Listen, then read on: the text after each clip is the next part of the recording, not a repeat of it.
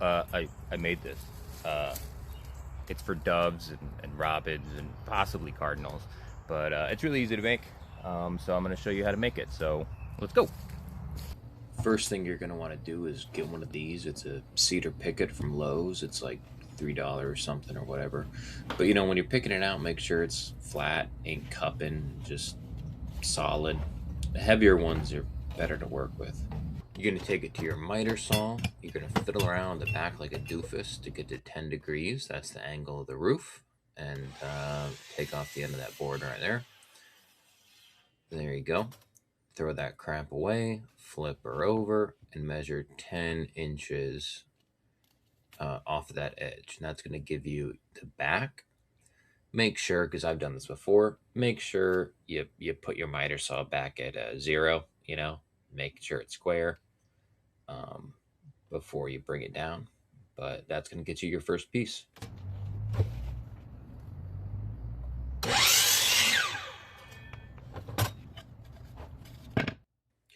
Next is the bottom. This is going to be exactly 9 inches. Ba-boom.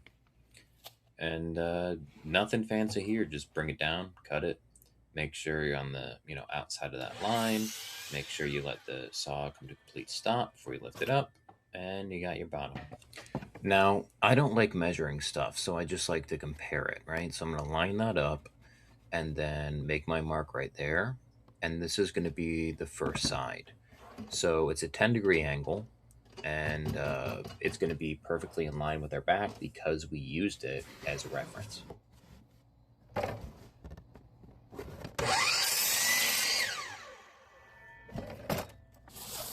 Okay, so at this point you might be tempted to just say, oh look, I have a 10-degree cut, cross cut, 10-degree cross cut. I can mark this and cut this, and then I'll have 2 matching sides and I'm good. Do not do that. Don't do that, all right? The reason is because if you do that, both sides are going to be oriented with the same grain direction. You see, there's this one's going to be frowning. That's what I call it. This one's going to be frowning. And what that's going to look like is one of your sides is going to start cupping to the right, and the other side is going to start cupping to the right. You don't want that. You want all your pieces cupping inside, right? And that's going to help it be stable throughout its lifetime.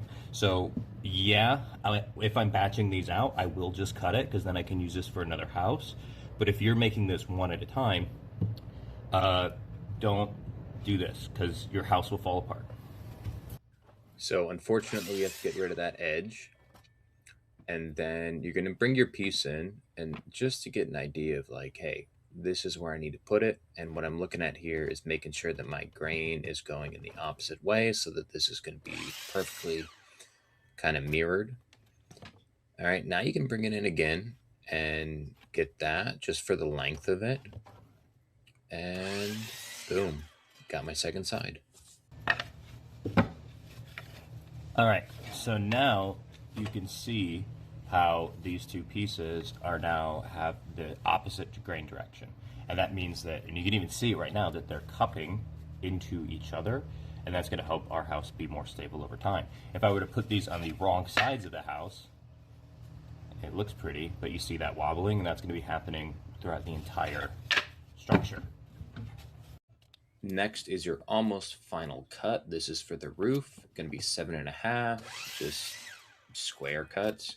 You're going to want to do 2, which I'll explain later when I take it to the table saw. But yeah, easy peasy. All right, so you're going to rip it 2 inches, and yeah, you just need 3 of these pieces. I ripped 4. It's just because, why not? And you're done. Beautiful. All right, that's not the most efficient way of doing it because I end up with some extra scrap wood, but basically 3 of these are going to make the roof, and then 1 of these is going to make like the very front of the box, the little perch area. We end up with these 2 extra scrap pieces, but we can use those later if we're making a bunch of these. So we are ready to assemble, so let's go do that. All right, you got your wood, you got your brad nailer, you got your glue, and then you're going to grab the back and the bottom piece. You can just see me kind of fiddling around a little bit, trying to make sure I get the grain right, because you want that bottom cupping up, right? Make sure to use lots of glue because this is a face grain to end grain, so more glue than you think you need. Um, Line it up. Use your table as a square reference on the bottom. And then I use 1 1/4 inch nails. That's what's recommended for this thickness. But for a long time, I was using 3/4 inch just because I had less tear out. So I'd recommend that if you're not that experienced with the brad nailer.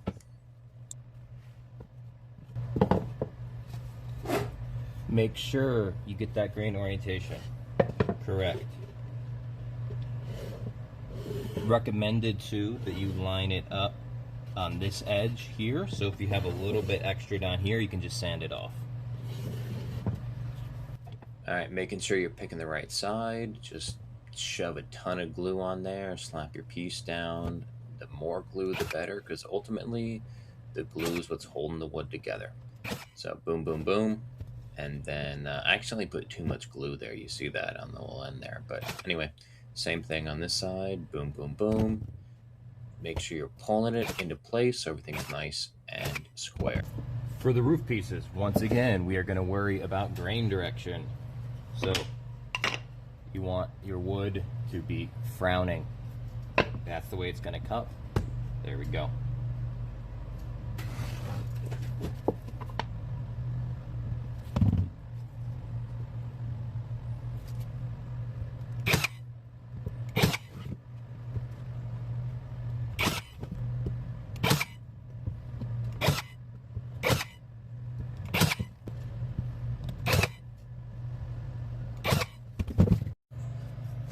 All right, you guys know how much I hate, measuring stuff. So you just mark it. This is our final piece right here. Boom. There's my line. I'm gonna go to. You can take this on your bandsaw, on your miter saw. You can saw it off by hand. Just don't do this on your table saw. That'd be a bad idea. After cutting it, I like to shape it a little bit on the belt sander here. Just give it some nice rounded edges that are smooth to the fingers. And then you glue that bad boy on. Lots of glue. Plop them there. Boom, boom, boom with the brad nailer. Ain't too complicated. Just be careful on this one because you don't want to tear out. And then final step is just put in the holes. And so this is about 6.5 inches. So 3 1/4. This is a trick my brother taught me. You measure it twice, make sure it's right in there. And then I like to use a combination square just to line up those holes.